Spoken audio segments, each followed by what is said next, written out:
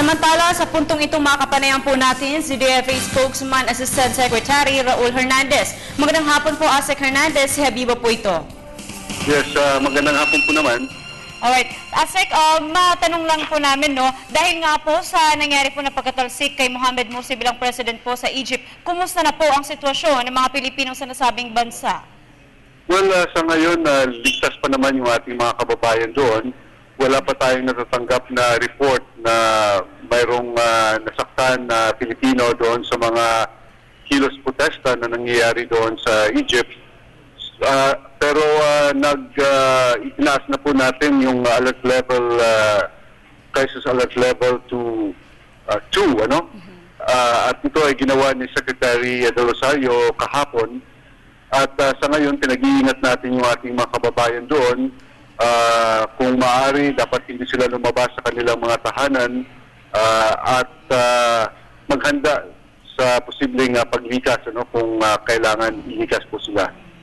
Asek, meron na po ba tayong nakuhang total numbers po ng mga Filipino stay po sa Egypt? Mga ilan po ito? Well, around 6,000 po yung ating mga kababayan doon at karamihan po sa kanila ay mga household service workers. Meron din mga construction workers at ibang professionals po. Nasabi nga po na nasa alert level 2 na ngayon ang Egypt. Ano po ba yung iba pang mga factor na pwedeng magpapataas pa ng alert level ang Egypt? Well, sa ngayon, minomonitor yung security situation doon sa Egypt ng ating embahada. Titingnan natin kung dumalala yung violence o kaharasan na nangyayari doon sa mga lugar kung saan ginagawa yung mga kilos protesta at titingnan din kung ano pang yung mga possible mga activities na mangyari doon habang patuloy yung mga kilos protesta ng magkabilang panig.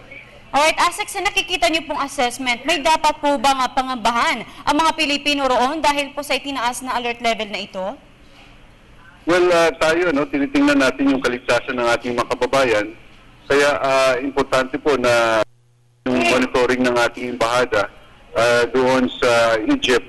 At pag halimbawa makita natin na kailangan ilikas na sila, well, gagawin natin yung alert level 3, which is voluntary repatriation. Aside naman po sa pinag-iingat natin, syempre, ang ating mga kababayan na naroon sa nasabing bansa, ano naman po yung directive sa mga OFWs na nakatakdang pumunta sa Egypt?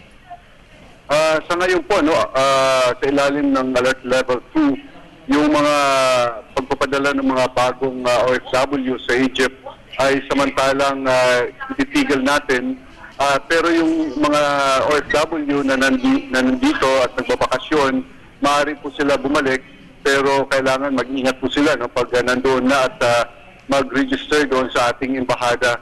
At yung mga kababayan po natin na nagpaplano maging tourist doon sa Egypt ay pinagpapaliban muna natin yung kanilang mga trips doon hanggang ma-resolve itong crisis na nangyayari doon sa Egypt. Alright. Asek, panghuli na lang po, no?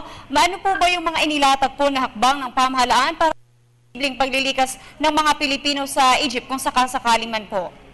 Well, palagi mayroon tayo contingency plan sa bawat embahada at konsulado natin sa ibang bayan. Ganun din sa Egypt, mayroon tayo contingency plan.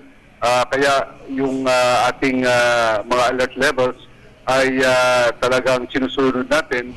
Kung halimbawa kailangan na ilikas yung ating mga kababayan, then kailangan natin na bigyan sila ng advisory para makapaghanda at ma-implementa yung ating paglilikas sa kanila po.